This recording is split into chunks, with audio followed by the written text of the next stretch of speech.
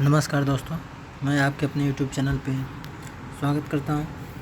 आइए आज देखेंगे सेमेस्टर 1 का जो 99 से लेके आगे का जो भी क्वेश्चन है उसको देखेंगे। तो आइए क्वेश्चन नंबर 99 देखते हैं। PMMC इंस्ट्रूमेंट में मूविंग कॉइल असेंबली के शाफ्ट का समर्थन करने वाला कौन सा असर है? तो इसमें ऑप्शन नंबर हो जाएगा आपका सी, जिवेल्ड यानी जड़ित बेयरिंग। ऑप्शन क्वेश्चन नंबर 100 देखेंगे। संक्षिप्त नाम PMMC पूर्ण रूप क्या होगा? तो इसका होता है परमानेंट मैग्नेटिक मूविंग कॉइल। इसका हो जाएगा ऑप्शन नंबर डी, सही हो जाएगा। अगला क्वेश्चन देखेंगे। स्मिथ ट्रिगर सर्किट में किस प्रकार की तरंग उत्पन्न करता है? तो ये हो जाएगा स्क्वायर वेव। अगला क्वेश्चन है कि कौन सा इलेक्ट्रोड ऑसिलोस्कोप की स्क्रीन पर छवि की चमक को नियंत्रित करता है? तो ये हो जाएगा आपका option number C, control grid. Option number C हो जाएगा कंट्रोल ग्रिड, जो ऑसिलोस्कोप की इलेक्ट्रोड की छवि की चमक को नियंत्रित करता है। अगला क्वेश्चन है कि अंतर्राष्ट्रीय दूरसंचार प्रणाली में UHF के लिए किस बैंड का उपयोग किया जाता है? तो इसका हो जाएगा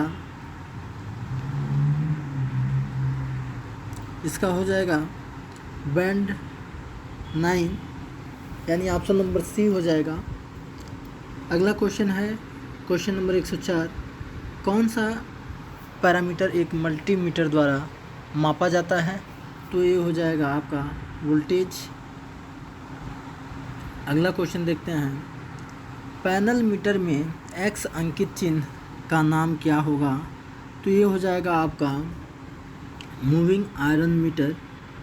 ऑप्शन नंबर बी हो जाएगा।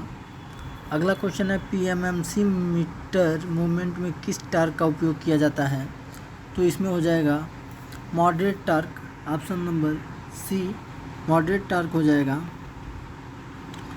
क्वेश्चन नंबर 107 देखते हैं कि प्रतिरोध, धारिता और अधिष्ठापन को मापने के लिए किस प्रकार का उपकरण उपयोग किया जाता है? तो ये होगा आपका ए, ऑप्शन नंबर ए हो जाएगा LCR मीटर। LCR मीटर हो जाएगा। उसके बाद से क्वेश्चन नंबर 108 देखेंगे। सीमा का विस्तार करने और 10 मिली एम्पियर ओम को मापने के लिए 1 मिली एम्पियर मीटर के लिए आवश्यक शंट प्रतिरोध का मान होगा। तो इसका ऑप्शन नंबर हो जाएगा सी, 3 ओम मापा जाता है। इसका फार्मूला होता है दोस्तों ISH बराबर RM/m-1, ठीक है। और एम क्या हो जाएगा? मल्टीप्लाइंग फैक्टर हो जाएगा, ठीक है। इस हिसाब से इस फार्मूले पे रख के आप वैल्यू कैलकुलेट कर लीजिएगा। तो आगे का क्वेश्चन देखते हैं कि वोल्ट मीटर की सीमा का विस्तार करने के लिए किस प्रणाली में रोकने वाला का उच्च मूल्य जुड़ा होता है? तो इसका हो जाएगा सीरीज। ऑप्शन नंबर सी, ठीक है। आगे क्वेश्चन देखते हैं कि बैटरी किस एनालॉग मीटर में दी गई है? तो बैटरी ओम मीटर, बैटरी किस में दी गई है दोस्तों? तो ओम मीटर में। बैटरी किस एनालॉग मीटर में दी गई है? तो ओम मीटर में।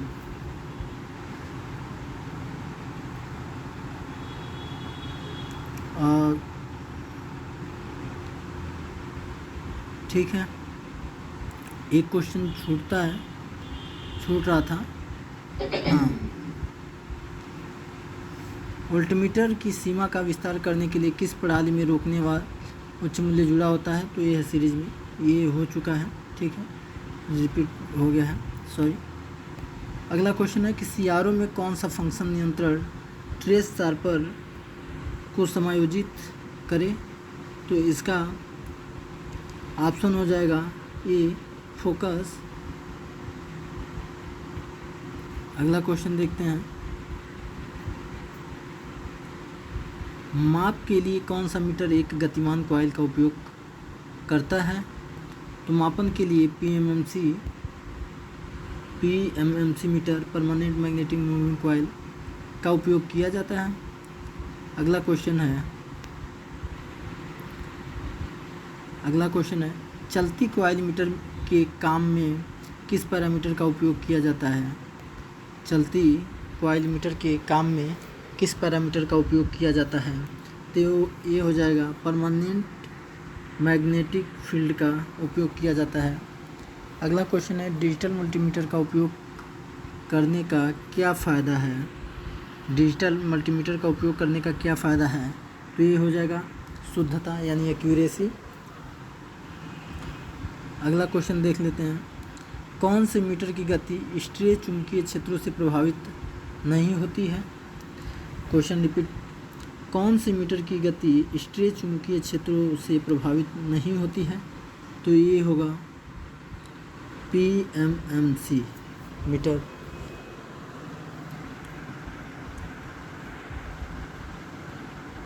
नेक्स्ट क्वेश्चन हो जाएगा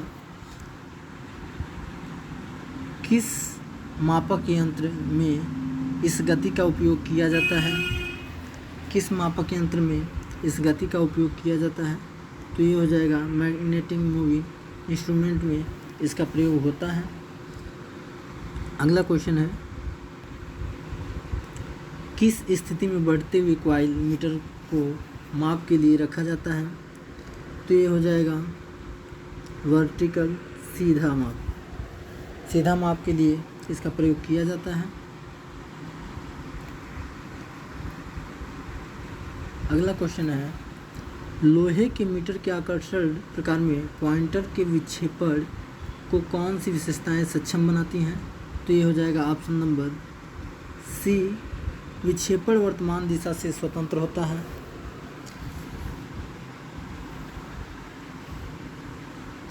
सॉरी, इसमें हम आपको पहले भी बता चुके हैं कि ये जो वर्तमान है ना, इसे वर्तमान नहीं, ये धारा, विक्षेपण धारा की दिशा से स्वतंत्र होता है। ठीक है। अगला क्वेश्चन है कि अंतर्राष्ट्रीय दूरसंचार संघ ITU द्वारा आवंटित आवृत्ति स्पेक्ट्रम में रडार के लिए आवृत्ति के किस बैंड का उपयोग किया जाता है, तो ये हो जाएगा ऑप्शन नंबर डी हो जाएगा। ऑप्शन नंबर डी हो जाएगा ITU बैंड 10 का उपयोग किया जाता है अंतर्राष्ट्रीय दूर। तो अगला क्वेश्चन देखते हैं दोस्तों, पॉइंटर को मूविंग आयरन इंस्ट्रूमेंट में किस कंट्रोल का इस्तेमाल पॉइंटर को जीरो पोजीशन पर रखने के लिए किया जाता है, तो ये हो जाएगा option number A, spring control का प्रयोग किया जाता है। अगला क्वेश्चन है 121, पीएमएमसी मीटर की कॉइल को घुमावदार करने के लिए किस फ्रेम का उपयोग किया जाता है, तो इसका हो जाएगा option number D, aluminium frame का। ऑप्शन नंबर डी हो जाएगा, एल्युमिनियम फ्रेम का उपयोग किया जाता है। पीएमएमसी मीटर में टोंक भिगोने का उद्देश्य क्या होता है, तो इसका हो जाएगा control the swinging of the coil के स्विंगिंग को नियंत्रित करने के लिए इसका इस्तेमाल किया जाता है। नेक्स्ट क्वेश्चन है कि लोहे के मीटर में नरम लोहे के टुकड़े जीभ के आकार के क्यों होते हैं, तो इसका हो जाएगा to achieve uniformity of scale, पैमाने की एकरूपता प्राप्त करने के लिए इसका प्रयोग किया जाता है। अगला क्वेश्चन है वाट मीटर की संवेदनशीलता कैसे निर्धारित की जाती है, तो ये हो जाएगा आपका ऑप्शन नंबर सी, ओम पर वोल्ट रेटिंग। ओम पर वोल्ट रेटिंग से क्या करते हैं, वाट मीटर की संवेदनशीलता व्यक्त करते हैं।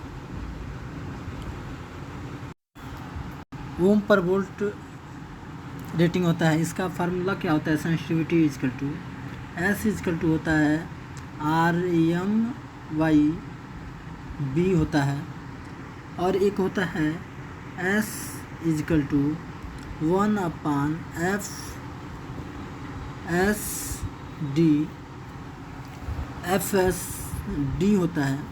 तो FSD का फुल फॉर्म क्या होता है, फुल स्केल डिफ्लेक्शन होता है। ये होता है सेंसिटिविटी की फार्मूला। और इसको किस में दर्शाया जाता है, ओम पर वोल्ट से। ठीक है दोस्तों, आगे देखते हैं हम। आगे मूविंग आयरन वोल्ट मीटर का अधिकतम परीक्षण वोल्टेज क्या होता है? तो अधिकतम परीक्षण वोल्टेज होता है 2000 वोल्ट होता है। अधिकतम वोल्टेज 2000 वोल्ट होता है।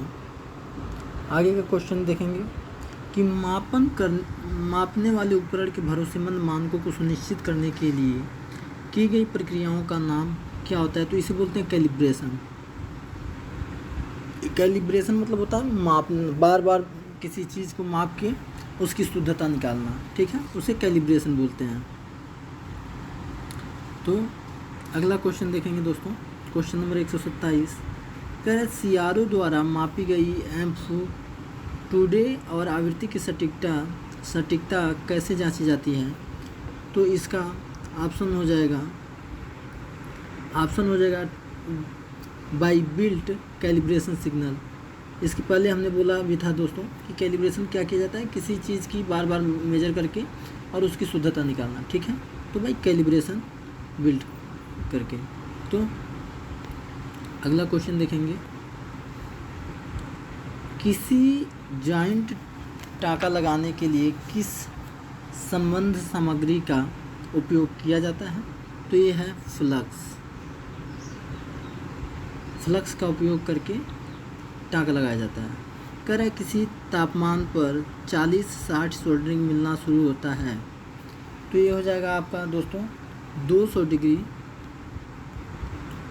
डिग्री सेल्सियस पे जो 60 लेड टिन और लेड का जो मिक्सर होता है वो 200 डिग्री सेल्सियस पे 60 और 40 का मिलना शुरू हो जाता है। अगला क्वेश्चन है, एक जॉइंट टाँका लगाने के लिए कौन सा कदम महत्वपूर्ण होता है? तो इसका होता है जोड़ को गर्म करना। जोड़ को गर्म करके टाँका लगाया जाता है। टाँका लगाने वाले स्टेशन में उपयोग किए जाने वाले तापमान की सीमा क्या होती है? तो ये हो जाएगा आपका 150 से 450 डिग्री सेल्सियस। आगे क्वेश्चन है, टूल का नाम बताना है। टूल का नाम बताना है, ये कौन सा टूल है? आपको दिख रहा होगा, ये है प्लंजर डी सोल्डरिंग है।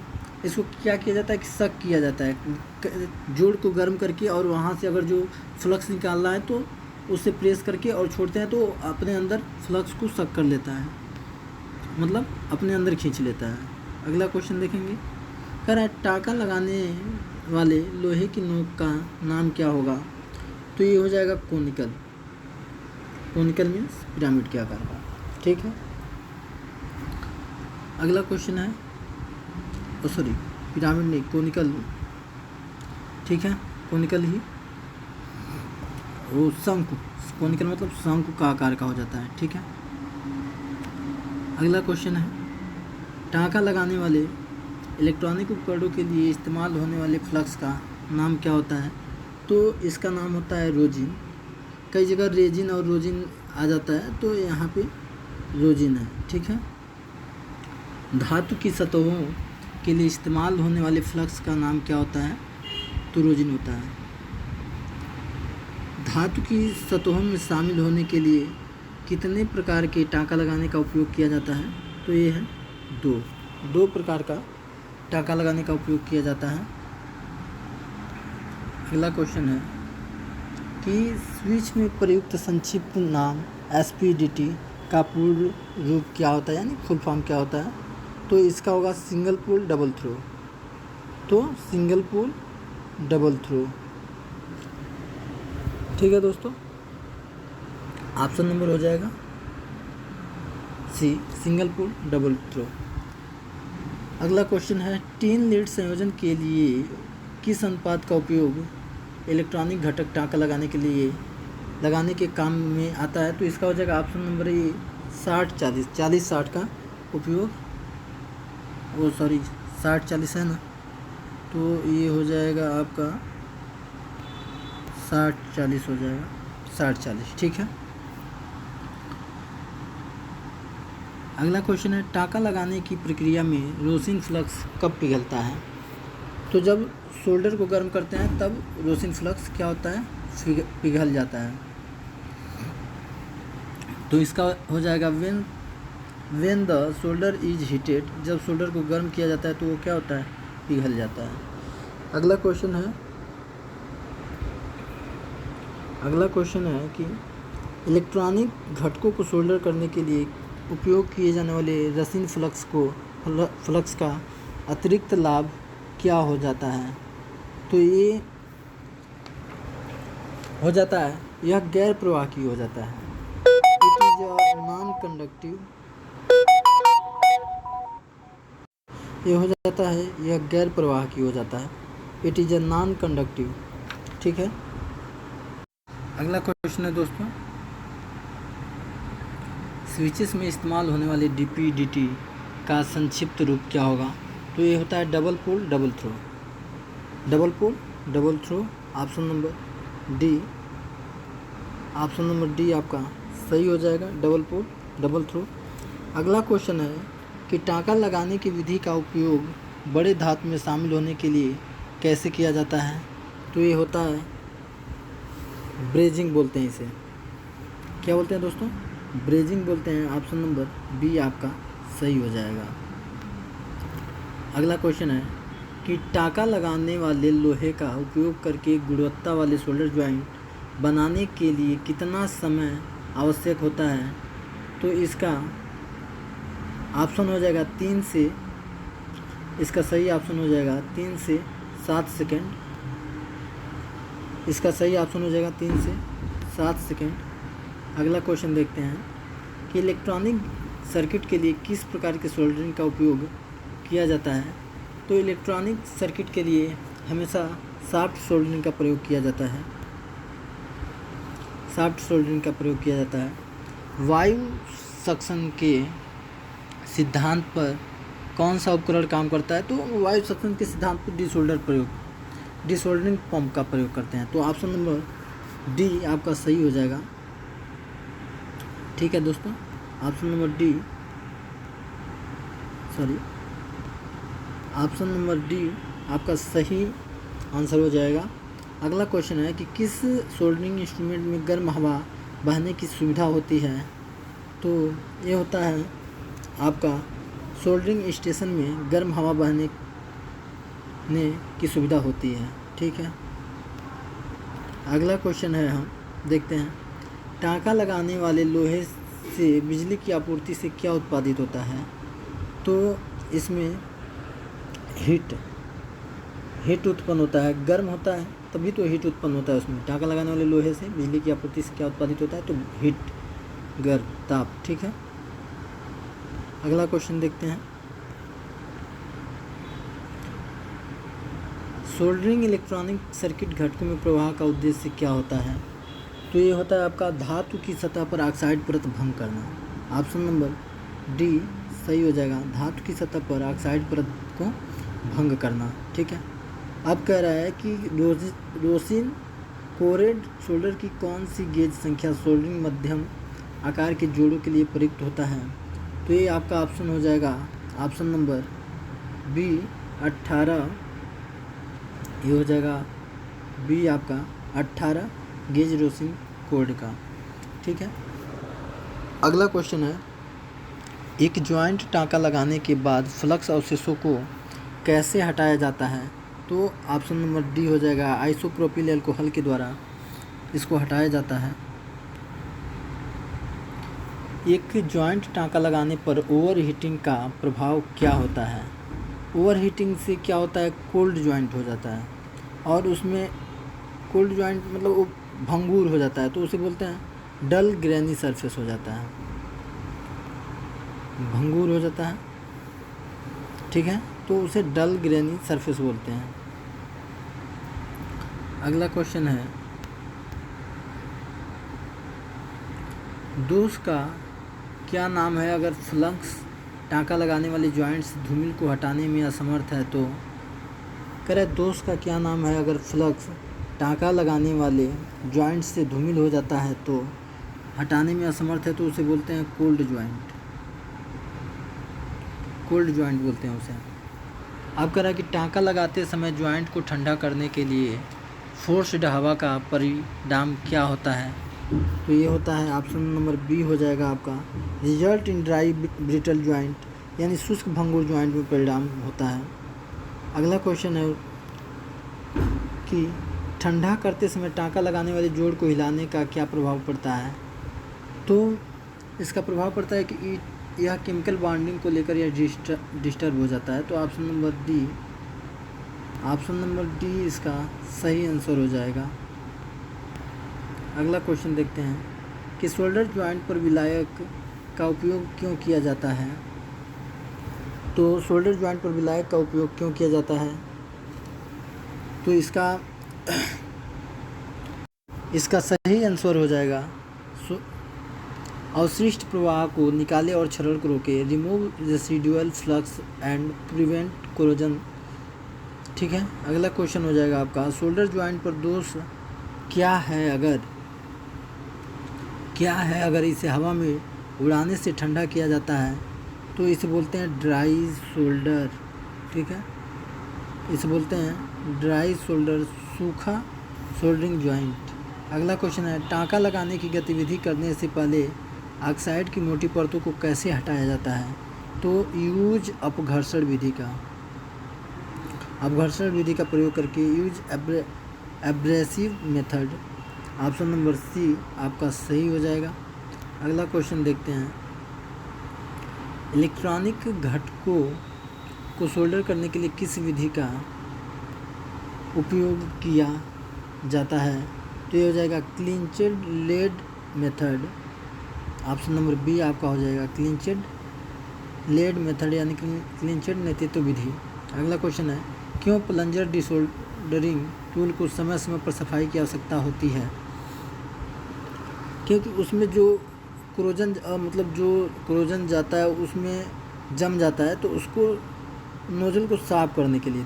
तो इसका सही आंसर हो जाएगा option number C, to prevent clogging of the nozzle की क्लोगिंग को रोकने के लिए। ठीक है, अगला क्वेश्चन हो जाएगा आपका, ट्रांसफार्मर का प्रकार क्या है? तो ये हो जाएगा हाई फ्रीक्वेंसी ट्रांसफार्मर है। अगला क्वेश्चन देखते हैं, ट्रांसफार्मर के लिए पावर रेटिंग क्या होती है? तो ट्रांसफार्मर के लिए पावर रेटिंग होती है वोल्ट एम्पियर। कौन सा घटक करंट में किसी भी परिवर्तन का विरोध करता है? तो ये है इंडक्टर। कौन सा घटक करंट में किसी भी परिवर्तन का विरोध करता है? तो ये हो जाएगा आपका इंडक्टर। ठीक है, अगला क्वेश्चन है, इंडक्शन की इकाई क्या होती है? तो आपको पता है कि हेनरी होती है। ठीक है, तो इंडक्शन की इकाई क्या होती है? हेनरी होती है। इंडक्शन की इकाई हेनरी होती है। कौन सा मूल्य 1 पिकोफैरेड के बराबर होता है? तो ये होता है 10 पे पावर माइनस 12 की घात, 10 पर पावर माइनस 12। ठीक है, 10 पर घाते माइनस 12 फैरेड होता है। कारक कौन सा कारक इंडक्टेंस निर्धारित करता है? कौन सा घटक इंडक्टेंस निर्धारित करता है? तो ये होता है कॉइल का व्यास, डायमीटर ऑफ कॉइल। अगला क्वेश्चन देखते हैं, रजिस्टर के प्रकार का नाम बताइए। तो ये है कार्बन प्रकार का register, carbon type variable resistor, यानी कार्बन प्रकार चर रजिस्टर। ठीक है, अगला क्वेश्चन देखते हैं हम कि 100 ओम का रजिस्टर के लिए कलर कोड, 100 ओम रजिस्टर के लिए रंग कोड क्या होता है? तो आप इसको निकाल सकते हैं वीबी राय Great Britain has a very good vibe से। ठीक है दोस्तों, वाइट गोल्ड सिल्वर, तो उससे आप निकाल लेंगे आसानी से। तो ये आपका हो जाएगा भूरा, काला और भूरा हो जाएगा 100 ओम रजिस्टर के लिए। अगला है कि 1 ओम के बराबर कितने ओम होते हैं? तो 1 ओम के बराबर हो जाएगा आपका 1000 किलोवाट। कह रहा है कि 2 ओम रजिस्टर के माध्यम से करंट प्रवाह का निर्धारण करते हैं, तो ये हो जाएगा आपका 6 मिली एम्पियर हो जाएगा। ठीक है। कैपेसिटर की कौन सी संपत्ति इलेक्ट्रोस्टैटिक क्षेत्र में विद्युत ऊर्जा संग्रहित करती है?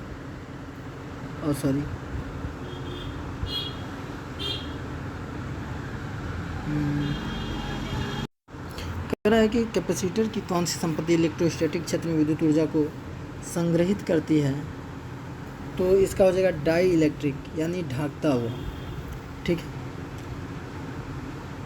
कैपेसिटिव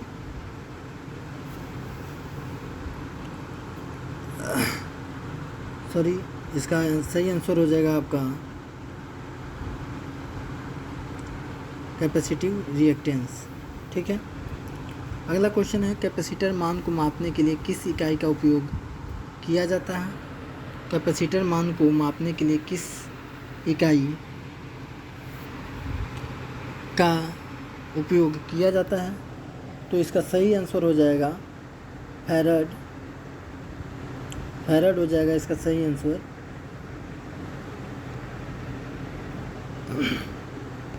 इसका सही आंसर हो जाएगा फैराड। अगला क्वेश्चन है, कॉइल का नाम क्या है? कॉइल का नाम क्या है? तो ये हो जाएगा हाई फ्रीक्वेंसी इंडक्टर्स हो जाएगा। ठीक है। ऑप्शन नंबर डी होगा। अगला क्वेश्चन है, मल्टी टर्न पोटेंशियोमीटर का नाम क्या होता है? तो ये होता है मल्टी टर्न ट्रिम पोर्ट्स होता है। ऑप्शन नंबर बी सही हो जाएगा। अगला क्वेश्चन है कि रेडियो रिसीवर में प्रयुक्त इलेक्ट्रॉनिक घटक का उद्देश्य क्या है? तो रेडियो रिसीवर में प्रयुक्त इलेक्ट्रॉनिक घटक का काम है ट्यूनिंग करना। ठीक है। अगला क्वेश्चन दे रहा है कि एसी ट्रायंगल में अवरोधक प्रारंभ करने में प्रयुक्त ट्रायंगल का नाम क्या है? तो ये हो जाएगा करंट ट्रायंगल। ठीक है। करंट ट्रायंगल हो जाएगा। अगला क्वेश्चन है, प्रतिरोधों का सटीक प्रतिरोध मान ज्ञात करने के लिए किस मीटर का उपयोग किया जाता है? तो आपको पता है कि अगर जो प्रतिरोध है तो वो हमेशा ओम मीटर से ही अच्छे से माप सकता है, तो ये हो जाएगा ओम मीटर। अगला क्वेश्चन है कि सर्किट का इम्पीडेंस कितना होगा? तो सर्किट का इम्पीडेंस आप आसानी से निकाल सकते हैं कि Z क्या होता है, √R² प्लस C का स्क्वायर। ठीक है।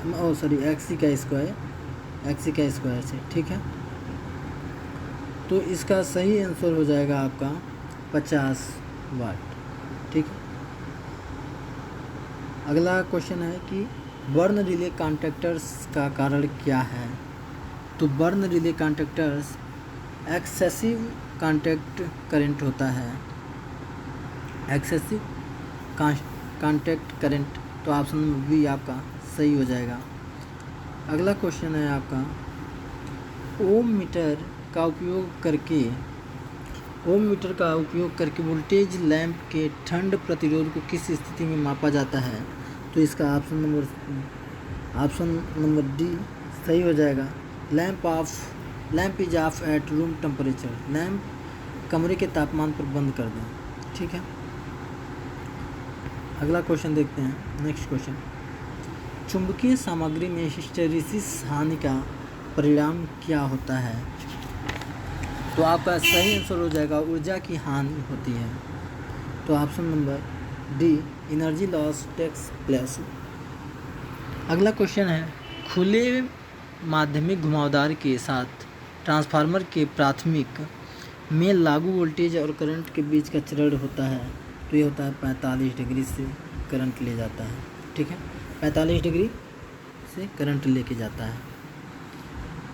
अगला क्वेश्चन है आपका कि कार्बन कंपोजिशन रजिस्टर का मूल्य क्या होगा? तो पहले ही बता दिया, BB रॉय ग्रेट ब्रिटेन है, वेरी गुड वाइब से आप निकाल सकते हैं वाइट गोल्ड सिल्वर। तो इसका सही आंसर हो जाएगा आपका ऑप्शन नंबर बी 3300 वाट। रजिस्टर भार 2 में वोल्टेज ड्रॉप क्या होगा?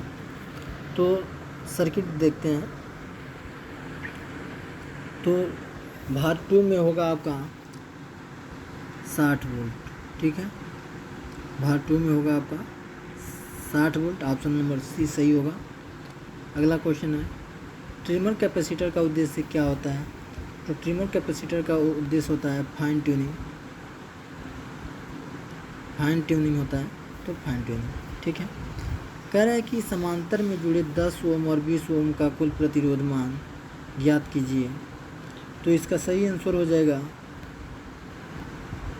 6.666 ओम, ठीक है। ऑप्शन नंबर ए सही हो जाएगा। आप 1.10 प्लस 1.20 1.10 + 1/20 से करके देख लीजिएगा, ये आ जाएगा आपका 20/3, तो आप 6.6666 कर सकते हैं, ठीक है। धन्यवाद दोस्तों। आगे देखते हैं।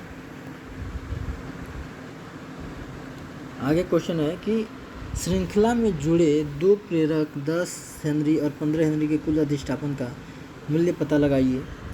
तो ये श्रेणी में जुड़े हुए हैं, तो 10 + 15 = 25, ठीक है। आगे देखते हैं हम नेक्स्ट क्वेश्चन। यदि 10 मिली एम्पीयर अवरोधक के माध्यम से 10 मिली एम्पीयर करंट प्रवाहित होता है तो किस शक्ति का प्रसार होता है? तो इसका सही आंसर हो जाएगा 1000 मिलीवाट, ठीक है। ऑप्शन नंबर बी सही हो जाएगा आपका, 1000 मिलीवाट हो जाएगा।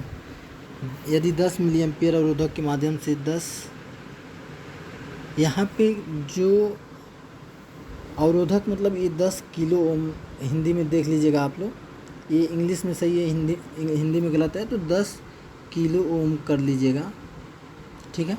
और उसके बाद से आंसर आपका आ जाएगा, ठीक है।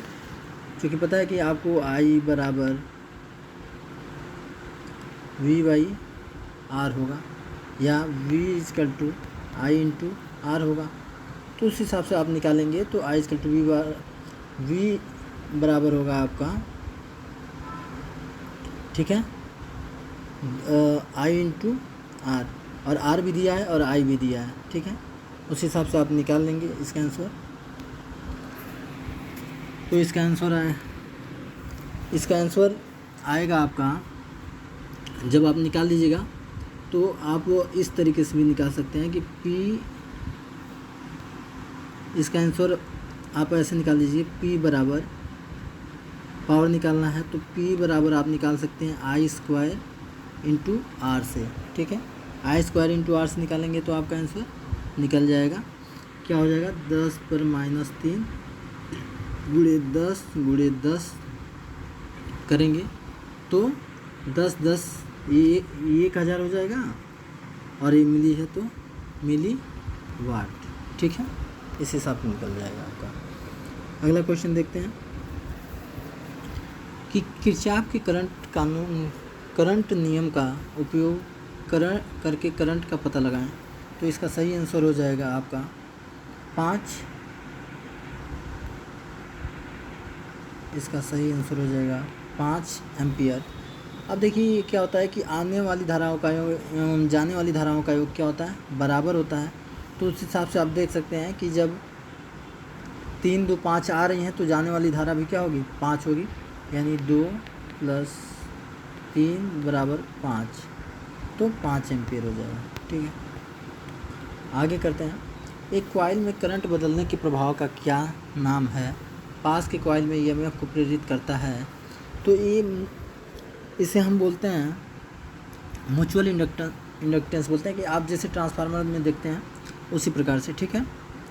अगला क्वेश्चन है कि रिले में पिटिंग होने के कारण मुख्य समस्या क्या है? तो ये हो जाएगा excessive contact current.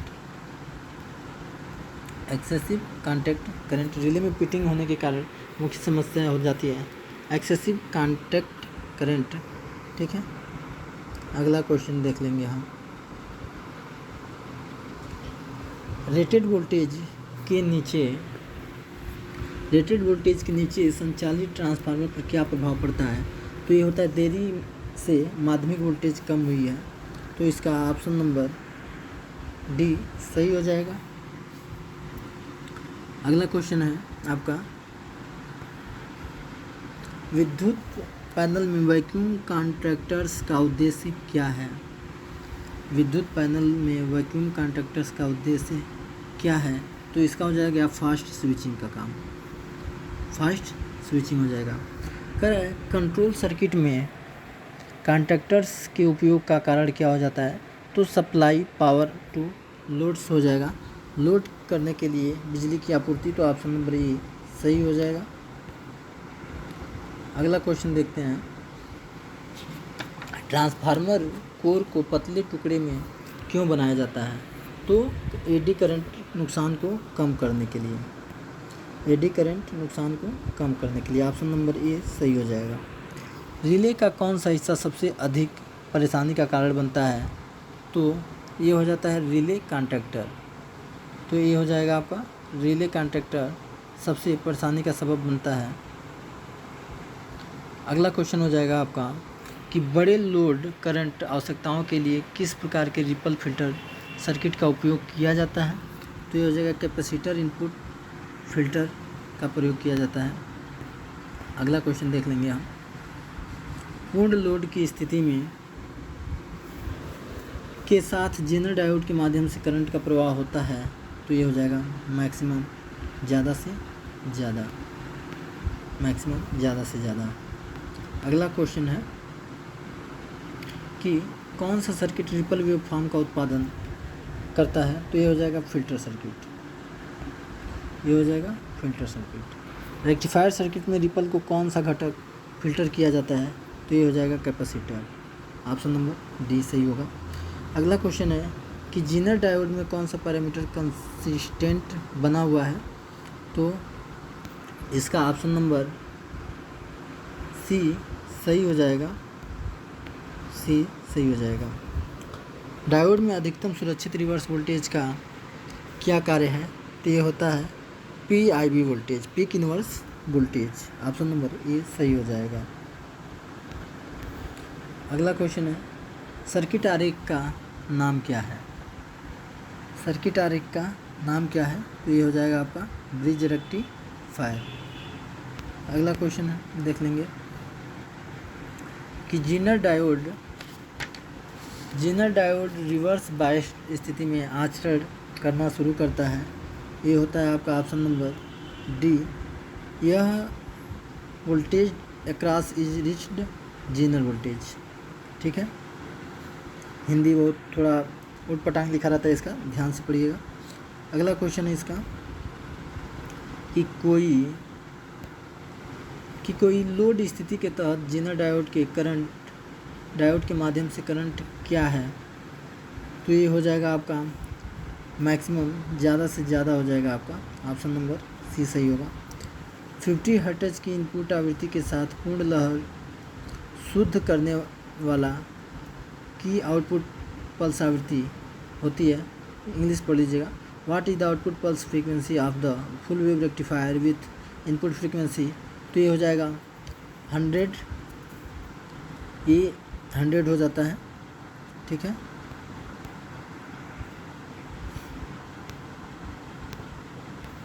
Next question देखते हैं कि डायोड का अधिकतम सुरक्षित रिवर्स वोल्टेज रेटिंग क्या है? तो इसका हो जाएगा अधिकतम सुरक्षित रिवर्स वोल्टेज हो जाएगा आपका PIV वोल्टेज हो जाएगा। अगला नेक्स्ट क्वेश्चन देख लेंगे, इलेक्ट्रॉनिक सर्किट की समस्या निवारण में पहला कदम कौन सा होता है? तो ये फिजिकल एंड सेंसरी टेस्ट होता है, ठीक है। ऑप्शन नंबर डी सही होगा। कम बिजली संचार सर्किट में किस डायोड का उपयोग किया जाता है? तो इसमें होता है signal diode, option number A सही हो जाएगा।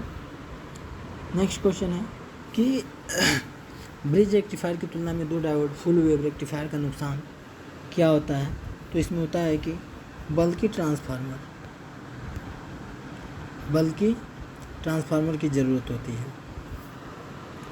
नेक्स्ट क्वेश्चन देख लेंगे कि एक शुद्ध अर्धचालक सामग्री में अशुद्धियों को जोड़ने की प्रक्रिया क्या होती है, तो उसे हम डोपिंग बोलते हैं। विनियमित आउटपुट वोल्टेज कितना होगा, तो इसका हो जाएगा 12 वोल्ट।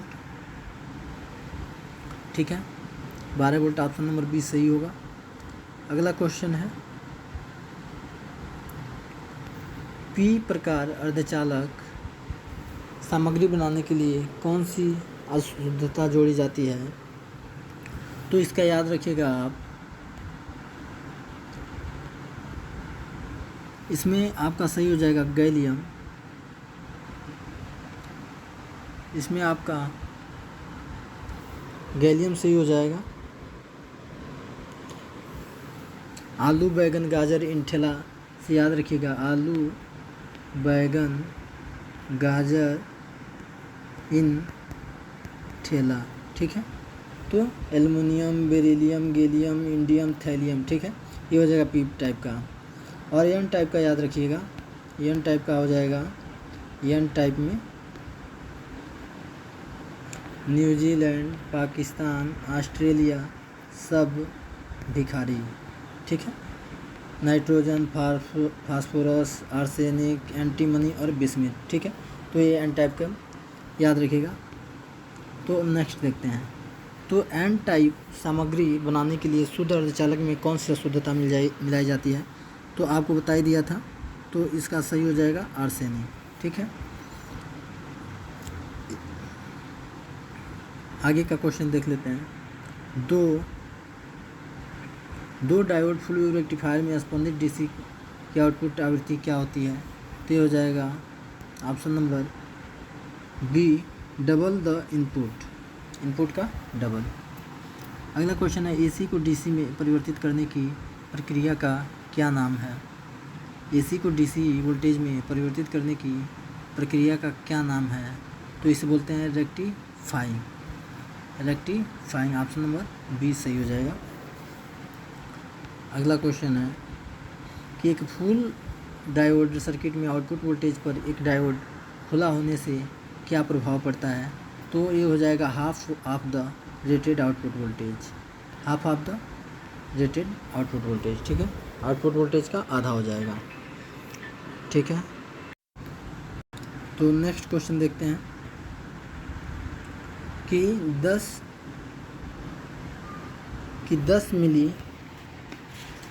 10 मिली एम्पियर के लोड करंट 470 फैराड की कैपेसिटी और 50 हर्ट्ज सप्लाई फ्रीक्वेंसी वाले ब्रिज रेक्टिफायर सर्किट में पीक टू पीक वोल्टेज क्या है, तो इसका ऑप्शन नंबर ए सही हो जाएगा। नेक्स्ट क्वेश्चन देखते हैं कि अगला क्वेश्चन है 1.8 एम्पियर के लोड करंट की आपूर्ति के लिए 4 डायोड ब्रिज रेक्टिफायर की न्यूनतम करंट रेटिंग क्या होगी, तो ये हो जाएगा option number B 1.8। Next question देखते हैं कि एसएमपीएस ने कंप्यूटर मदरबोर्ड को कौन सा संकेत भेजा है, तो भेजा है गुड पावर सिग्नल। ठीक है, संक्षिप्त नाम ISA का पूर्ण रूप क्या होगा, तो इसका हो जाएगा इंडस्ट्री स्टैंडर्ड आर्किटेक्चर। ठीक है, standard architecture option number C सही हो जाएगा। उद्योग मानक वास्तुकला कंप्यूटर में दस्तावेज की हार्ड कॉपी बनाने के लिए किस उपकरण का उपयोग किया जाता है, तो ये हो जाएगा प्रिंटर। ऑप्शन नंबर ए सही हो जाएगा। अगला क्वेश्चन है प्लग को जोड़ने और परिधीय डिवाइस को CPU में चलाने के लिए किस पोर्ट का उपयोग किया जाता है, तो ये हो जाएगा USB पोर्ट का उपयोग किया जाता है। नेक्स्ट क्वेश्चन है कि SMPS सर्किट में स्कॉटकी डायोड BA157 का कार्य क्या है, तो इसका ऑप्शन हो जाएगा आपका fast recovery diode. Option number D fast recovery diode. Computer में एसएमपीएस का क्या फ़ायदा है? तो एसएमपीएस का कार्य है कि हाई इफिशिएंसी, उच्च दक्षता।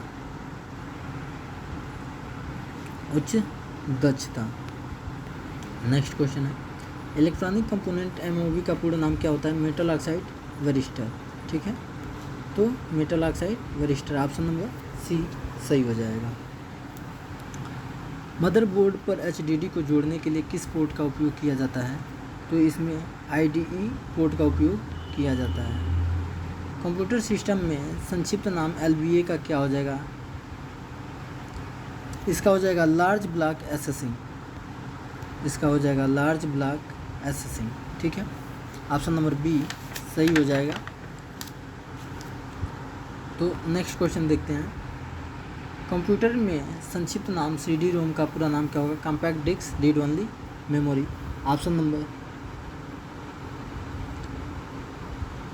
नंबर डी सही हो जाएगा आपका। ऑप्शन नंबर डी सही हो जाएगा, compact disc read only memory CD ROM का। अगला नेक्स्ट क्वेश्चन है, कौन सा कंपोनेंट जो मेमोरी से कमांड पढ़ता है और निष्पादित करता है? तो ये हो जाएगा आपका option number D random access memory. Next question है, कंप्यूटर रोम बायस चिप में कौन से कोड स्टोर किए जाते हैं? तो इसका हो जाएगा option number C permanent code. Question number 230 है, किसी वस्तु को एक स्थान से दूसरे स्थान पर ले जाने के लिए किस माउस का क्रिया का उपयोग किया जाता है? तो इसका क्या किया जाता है? Double drag and drop. ठीक है, ऑप्शन नंबर सी सही हो जाएगा, ड्रैग एंड ड्रॉप का उपयोग करते हैं। बिजली की विफलता पर कौन सा मेमोरी डिवाइस खो देता है? तो ये हो जाएगा रैम क्या होता है कि अपनी मेमोरी खो देता है। ठीक है, ऑप्शन नंबर ए है। ठीक है, नेक्स्ट क्वेश्चन है कि निर्देशों को सहेजने के लिए प्रोसेसर द्वारा किस अनुभाग का उपयोग किया जाता है? तो ये हो जाएगा मेमोरी का। मेमोरी में सारे डेटा फिट कर दिए जाते हैं। कौन सा विकल्प कंप्यूटर में वर्तमान में स्थापित कार्यक्रमों की एक सूची खोलता है? तो ये खोलता है all program. Option number C सही हो जाएगा। अब नेक्स्ट क्वेश्चन है, कंप्यूटर प्रोसेसिंग डेटा में कौन सी तालिका विभाजन के आकार को बनाए रखती है? तो ये है partition table. Option number B सही हो जाएगा। नेक्स्ट क्वेश्चन है, स्पिंडल मोटर किस स्पीड से हार्ड डिस्क के अंदर घूमता है? तो ये हो जाएगा 3600 से 7200 आरपीएम। ठीक है, नेक्स्ट क्वेश्चन देखते हैं, कॉम्पैक्ट डिस्क पर किस धातु की कोटिंग का उपयोग किया जाता है? तो कॉम्पैक्ट डिस्क पर एल्युमिनियम की कोटिंग की जाती है, एल्युमिनियम। ऑप्शन नंबर डी सही होगा। नेक्स्ट क्वेश्चन देखते हैं, कंप्यूटर में एग्जीक्यूशन के बाद प्रोग्राम और डेटा कहाँ संग्रहित किए जाते हैं? तो ये कहाँ पे किए जाते हैं दोस्तों? तो ये मेमोरी में किए जाते हैं। ठीक है, ऑप्शन नंबर सी सही होगा। अगला क्वेश्चन है, कंप्यूटर पर काम करने वाली विंडो को बंद करने के लिए किस शॉर्टकट की फंक्शन का उपयोग किया जाता है? तो Alt+F4 का प्रयोग करते हैं। नेक्स्ट क्वेश्चन है, कौन सा उपकरण कंप्यूटर से डिजिटल डेटा को एनालॉग डेटा में परिवर्तित करता है और टेलीफोन लाइन के माध्यम से प्रसारित करता है? तो ये है मॉडेम। एसएमपीएस में एसी आपूर्ति के वोल्टेज को रोकने के लिए किस कंपोनेंट का उपयोग किया जाता है? तो ये होता है एमओवी का, मेटल ऑक्साइड वेरिस्टर का। एसएमपीएस के अंदर उत्पन्न गर्मी को हटाने के लिए किस कंपोनेंट का उपयोग किया जाता है? तो ये हो जाता है कूलर, पंखा। नेक्स्ट क्वेश्चन देखते हैं। नेक्स्ट क्वेश्चन है, कि बहुत बड़े पैमाने पर एकीकरण आईसी पैकेज के अंदर कितने ट्रांजिस्टर बनाए जाते हैं VLSI। तो VLSI के अंतर्गत 1000 से 1000 और ऊपर कह रहा है कि किस आईसी पैकेज में 100 से 1000 ट्रांजिस्टर होते हैं। तो ये हो जाएगा LSI, लार्ज स्केल इंटीग्रेशन। ठीक है, ऑप्शन नंबर ये सही हो जाएगा।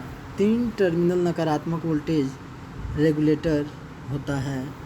तो ये हो जाएगा 7905 जो नेगेटिव वोल्टेज प्रदान करता है। ठीक है, और 78 पॉजिटिव वोल्टेज प्रदान करता है। ठीक है, अगला क्वेश्चन देखते हैं। किस 3 टर्मिनल वोल्टेज रेगुलेटर आईसी में समायोज्य आउटपुट है। तो इसका ऑप्शन हो जाएगा आपका डी, सही हो जाएगा 317। नकारात्मक वोल्टेज रेगुलेटर IC 7912 का अधिकतम भार कितना होगा। तो इसका अधिकतम भार 2 एम्पियर होगा। 2 एम्पियर, ऑप्शन नंबर सी सही होगा। Question number 247, voltage regulator IC LM338K की वर्तमान रेटिंग क्या है। इसका है 5 एम्पियर। 338K का 5 एम्पियर। सर्किट में ट्रांजिस्टर 2N3055 का कार्य क्या है। तो यह है उच्च भार,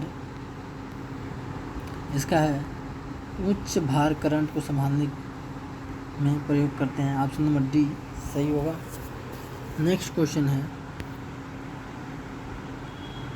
कि लक्षण द्वारा अनुभाग के कारण समस्या का निवारण करने के लिए कौन सी विधि का पालन किया जाता है। तो ये हो जाएगा ऑप्शन नंबर डी सही हो जाएगा, तार्किक दृष्टिकोण विधि, logical approach method. LM317 voltage regulator IC LM317L की वर्तमान रेटिंग क्या है। तो इसका है 0.1 एम्पियर। नेक्स्ट क्वेश्चन है कि वोल्टेज रेगुलेटर में कैपेसिटर C2 का कार्य क्या है। तो कैपेसिटर C2 में काम है आउटपुट वोल्टेज की क्षणिक प्रतिक्रिया में सुधार करें। ऑप्शन नंबर डी सही होगा। नेक्स्ट क्वेश्चन है रेगुलेटर IC LM317 के आउटपुट वोल्टेज की सीमा क्या है। तो ये है 1.2 वोल्ट से 32 वोल्ट तक। नेक्स्ट क्वेश्चन है कि IC 723 किस प्रकार का वोल्टेज रेगुलेटर IC है। किस प्रकार का वोल्टेज रेगुलेटर IC 723 है। तो ये आपका हो जाएगा 3 पिन समायोज्य वोल्टेज रेगुलेटर है। अगला क्वेश्चन कि चर आउटपुट वोल्टेज रेगुलेटर में डायोड D1 का उद्देश्य क्या है। तो कह रहा है कि C2 C3 की वजह से IC की बचाओ। ऑप्शन नंबर डी सही हो जाएगा, C3 की वजह से IC के बचाओ।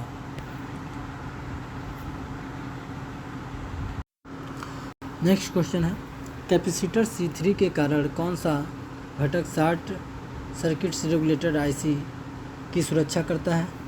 तो ये है D1। नेक्स्ट क्वेश्चन है कि सर्किट में डायोड का उद्देश्य क्या है। सर्किट में डायोड का उद्देश्य क्या है। तो सामान्य भार समस्या से बचाने के लिए। ठीक है, ऑप्शन नंबर डी सही हो जाएगा। आज के लिए बस इतना ही। धन्यवाद दोस्तों। हमारा वीडियो कैसा लगा आप कमेंट बॉक्स में ज़रूर बताएं। धन्यवाद।